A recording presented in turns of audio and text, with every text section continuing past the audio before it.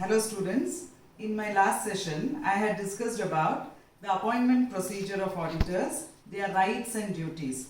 In today's session I will be talking about the liabilities of company auditors.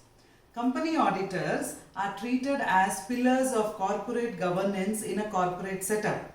These auditors, they are professionals who have their own set of rights, duties as well as liabilities. In today's session, we will come to know what are the different types of liabilities faced by the auditors and in what situations you can hold the auditors liable. So firstly, let us know the different types of liabilities. There are two types of liabilities faced by the company auditor. The first one is civil liability, the second one is the criminal liability. What is the difference between these? Means, firstly students, whenever an auditor is found guilty for any wrongdoings in the organization, he has to face damages or he has to compensate the damages and loss incurred by the company. So in that situation we will tell he is facing civil liability. And in some other situations, when wrongdoings are justified or he is found guilty for wrongdoings in the organization, in that situation he has to pay heavy damages for the company, plus he has to face criminal action, that is he may also have to face imprisonment. Such a type of liability is called as criminal liability. Let us now know in detail the differences between civil liability and criminal liability. Firstly, civil liabilities, there are two types of civil liabilities faced by the auditor, that is civil liability for negligence and civil liability for misfeasance. So we need to know some more details regarding negligence and misfeasance. Firstly, we will start with civil liability for negligence. What do you mean by negligence? Negligence is nothing but carelessness or inadvertent failure to perform a work. Okay. Whenever an auditor is appointed, students, it is presumed that since he is a personnel, he will be carrying on his work with reasonable care and due diligence. But unfortunately, in some of the instances, it will be proved that he has done his work negligently, carelessly and also recklessly. Okay. So when it is proved that he has done his work inefficiently and because of such a type of work or as a consequence of that work, the company has faced losses, then the auditor will be held liable to compensate that loss or damages faced by the company. In that situation, we tell the auditor has to face civil liability for negligence. That is a situation where the auditor will be held for civil liability for negligence. There is also a case law which supports this civil liability theory, students, which is that of Commissioner of Income Tax versus Dandekar. In this case, the judge had held the auditor liable for negligence. Why? Because the auditor had not verified the cash position or cash in hand position in the company. As an auditor, this person has to give equal importance for all transactions and for all the entries in the books of accounts and in financial statements. He was supposed to physically count the cash on the day of balance sheet when he had to verify cash, but it was not done so in this case, and it was found that there was manipulation in the cash that had taken place in the company. So therefore the judge held the auditor liable for that type of negligence. Judge held the auditor was responsible and he made him liable to pay the damages or the loss that the company had incurred because of his negligence. Okay. But sometimes the company incurs losses even though there is no negligence on the part of the auditor. In those situations, we cannot hold the auditor liable for negligence. When can you hold the auditor liable for negligence means if he proves these 3 points, you can hold him liable. The first point is, students, it has to be proved that the auditor has carried on the work negligently. Secondly, it should be proved that because of his negligence, the company has faced losses. Suppose the auditor has done his work negligently, and if there is no loss, then there is no need for him to compensate. But if he has done his work negligently and as a consequence the company has faced losses means then he becomes liable to pay that loss. And thirdly, the loss has to be incurred to the client to whom he owns his duty. Okay. So in that situation also, if that client incurs loss, then it will become the responsibility of the auditor to compensate the losses to that client. All these are the informations that you have to know regarding civil liability for negligence. Next we will be discussing civil liability for misfeasance. So firstly, what do you mean by misfeasance? Misfeasance means it is breach of trust or breach of duty. We can also tell it is gross negligence on the part of the auditor. Students, whenever the auditor takes the task of audit work, he has to do it systematically. He has to do it according to the audit program, and he has to also follow GAAP, that is GAAP, General Accepted Accounting Principles. He has to also follow GAAS, Generally Accepted Auditing Standards. He has to also follow the provisions of Companies Act, and he has to also follow the guidelines given by Auditing Act. And all this he has to follow effectively, efficiently, with due care, caution and without negligence. But suppose it is proved that the auditor has not done his work effectively, there is some wrongdoing with regarding to the audit procedure which the auditor has done, then he will be held liable for misfeasance.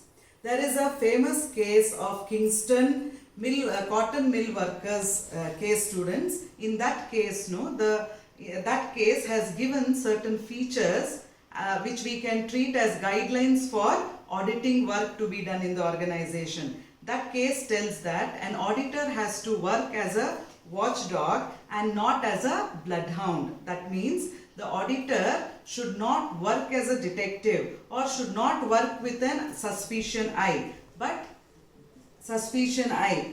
nevertheless he has to keep his eyes open and he has to see that he works in the organization with utmost efficiency, sincerity and professionalism. Okay, so this is what that case gives the guidelines to the auditors. Suppose they don't do that, students, then they have to face liability of misfeasance. Here one more point you have to remember, that is with regarding to misstatements of prospectus. You all know prospectus information should be very, very factual. Suppose the auditor signs the prospectus of the company, that means what? He is certifying that the information in the prospectus is factual and true and fair. And depending upon that information, if the investors invest and they are misled by wrong statements of the prospectus and they face losses, then such parties can hold the auditor responsible for misstatements in the prospectus. Okay, but the auditor can escape himself or withdraw himself from such liability only if he proves one of these 3 points. That is, firstly, he has to prove that he had withdrawn in writing all his statements before the prospectus was delivered for registration. Secondly, he has to prove that he had withdrawn in writing his consent though the prospectus was delivered for registration, but before allotment of shares. And thirdly, he has to prove that there was reasonable purpose for him to believe that all that was stated in the prospectus was true and fair. If he proves one of these 3 points, then he can come out of his civil liability for misfeasance. So all this was regarding civil liability, students. Now we will know more about criminal liability. See, in criminal liability, there are 4 sections under which the auditor can be tried. Okay. First one, it is section 147, which talks about penalty for non-compliance. This section clearly states that according to section 139 and section 146, whatever guidelines are mentioned in these sections, it has to be followed by all the companies. If suppose it is found that any company has not followed these guidelines according to these sections mentioned in these sections, then they can be held liable. They can be held liable under section 147, and such companies are supposed to pay a minimum of 25,000 rupees up to maximum 5 lakh rupees. Okay, that means they are not complied with those sections when they had to do so. Therefore, they have to pay the fine. So, in such companies, the company auditor will have to reimburse his audit fees or audit remuneration, and sometimes he may also have to pay the bear the damages which the company has paid. Okay, so that you have to know. And here this section also states that if there is any misstatements in the audit report, even then the auditor will be held liable under section 147. Okay, next section is section 143, which talks about failure to report a fraud. Students, an auditor, it is his bound duty that whenever he finds there is some fraudulent activities undertaken by employees of the organization or even by the officials of the organization, he has to compulsorily disclose it in his audit report. Why? Because he works as an agent of the shareholders, and it is his duty to safeguard the interest of the shareholders by disclosing all the wrongdoings that is happening in the organization, all the errors, mistakes, frauds that is happening in the organization. Compulsorily he has to disclose it in his audit report. The Companies Act 2013 has increased the responsibility of the auditor with regarding to reporting to be done in audit report. Suppose it is found that the auditor has concealed intentionally, not disclosed the frauds undertaken in the organization, then he has to pay a fine of around 1 lakh rupees extending to 25 lakh rupees maximum. So that is what you have to know about section 143. Now next we will look into section 140 subsection 5, students. In this section it signifies about, this section signifies about fraud committed by the auditor himself.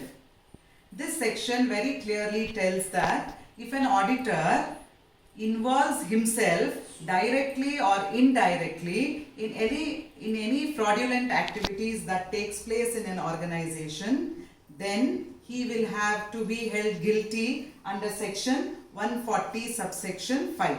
Okay, suppose he becomes a partner to such fraudulent activities, he is a part of fraudulent activities directly or indirectly, it is proved, students, then the auditor will be removed from the office of auditor and he will not be reappointed in any other companies for a period of 5 years from the date of conviction.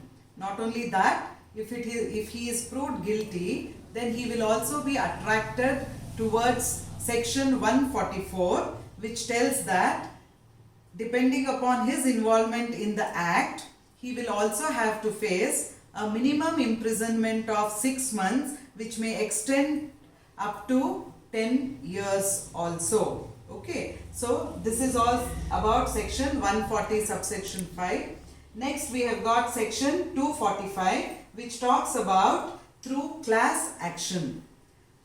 The shareholders are the owners of the company. Sometimes the shareholders may not be happy with the functioning of the auditors in the company. It might be with regarding to his wrongdoings they are not happy, with regarding to their misstatements, with regarding to his misconduct they are not happy. In that situation, students, they can file a case against the auditor and see that there is some action taken on the auditor. But one condition they have to fulfill here, that is a minimum of 100 shareholders or a minimum of 100 depositors should file a case, or 10% of the shareholders or 10% of the deposit members should file a case against the auditor. And if it is proved that, or if it is proved that the auditors are guilty, then the auditors have to face action under section 245. So all these are the information you have to know with regarding to civil liabilities and criminal liabilities of the auditor, students. And if I have to conclude, an auditor is a professional, and it is the duty of the auditor to carry on his work with professional ethics. If he does so, then there will be no situations wherein he has to face all these liabilities. Thank you.